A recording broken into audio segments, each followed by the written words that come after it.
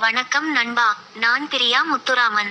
எல்லோரும் நேரம் தவறாமல் 3 வேளையும் சாப்பிட தவறாதீர்கள். குடலை காய போடாமல், பசி வந்த பின் ஏதாவது நல்ல உணவையோ பழங்களையோ சாப்பிட்டு விடுங்கள். சாப்பிடுவதற்கு நேரம் இல்லாவிட்டால் தண்ணீரையாவது குடித்து விடுங்கள். சோகம், கோபம், துக்கம், உண்ணாவிரதம் என பட்டினி மட்டும் இருக்காதீங்க. இப்போ சில சமையல் இரகசியங்கள் சொல்ல போறேன், ஸ்கிப் பண்ணாம முழுசா கேளுங்க. தக்காளி, எலுமிச்சை, புளி சாதம் செய்கையில் சாதத்தை நல்லெண்ணெய் விட்டு கிளறிய பின் செய்தால் சாதம் உதிரி உதிரியாய் இருக்கும். தோசை மாவிற்கு அரிசியுடன் ஜவ்வரிசி சேர்த்து ஊற வைத்தால் தோசை மொறுமொறுப்பாக இருக்கும். பூரி மாவில் தண்ணீருக்கு பதில் பால் சேர்த்து ஊற வைத்தால் சுவையாக இருக்கும்.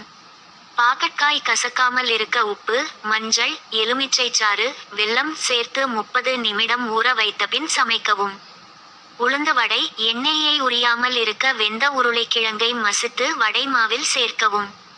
தேங்காய் தண்ணீரை வீணாக்காமல் ரசத்தில் சேர்த்தால் ரசம் மிகவும் ருசியாக இருக்கும்.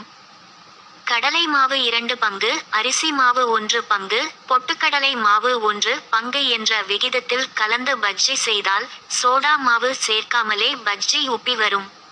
சமைக்கும் போது பச்சை கொத்தமல்லியையும் கறிவேப்பிலையையும் வதக்க கூடாது. ஏனெனில் பச்சையாக உணவில் சேர்த்தால்தான் அதில் இருக்கும் சத்துக்கள் உணவில் அதிகமாக இறங்கும்.